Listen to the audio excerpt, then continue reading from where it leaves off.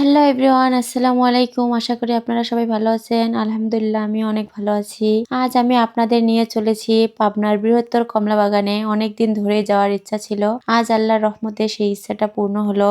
যাওয়ার সময় অনেক ভালো লাগছিল, তেমন রাস্তায় কোনো জ্যাম ছিল না, রাস্তাটা ফাঁকা ছিল বলেই যাত্রাটা বেশ আরামদায়ক হয়েছে। দুই পাশে সবুজ গাছপালা আর খোলা আকাশ, মনটাই যেন হালকা হয়ে গেল।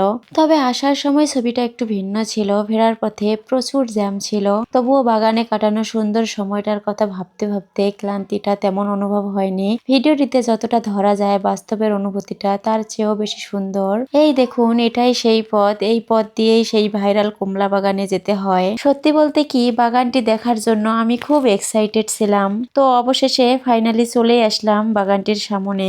এই দেখুন, এটাই সেই বৃহত্তর কমলা বাগান। সত্যি বলতে কি, এই বাগানটা ইদানিং একটা ভিডিওর কারণে বেশ ভাইরাল হয়েছে। সেই ভিডিও দেখেই আমাদেরও এখানে আসার আগ্রহটা আরো বেড়ে যায়। ভেতরে ঢুকতেই চারপাশে সবুজ আর সবুজ, আর গাছ ভর্তি টাটকা কমলা দেখে চোখ জুড়িয়ে গেল। তারপরে ফাইনালি সেই কমলা বাগানে নেমেই পড়লাম। আর এই দেখেন, এখানে আমার বর সাহেব একটু স্টাইল মারতেছে। তারপরে বাগানে ঢুকে দেখি গাছগুলো সারি সারি সুন্দর করে সাজানো, প্রতিটা গাছে ঝুলে আছে সুন্দর সুন্দর কমলা। প্রকৃতির এমন সৌন্দর্য সত্যিই মন ছুঁয়ে যায়। এখানে এসে আমি, আমার হাজবেন্ড আর আমার ছোট্ট মেয়েটা, আমরা সবাই মিলে কমলা খেয়ে দেখছি।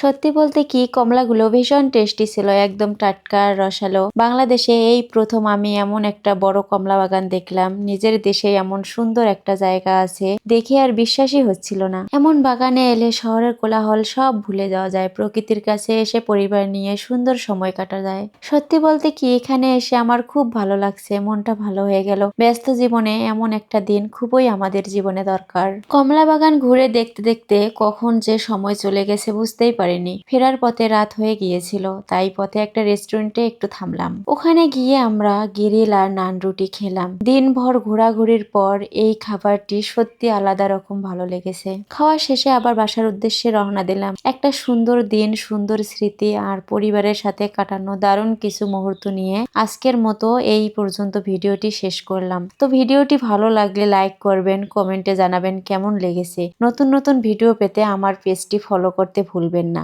আল্লাহ হাফেজ, দেখা হবে পরের ভিডিওতে ইনশাল্লাহ।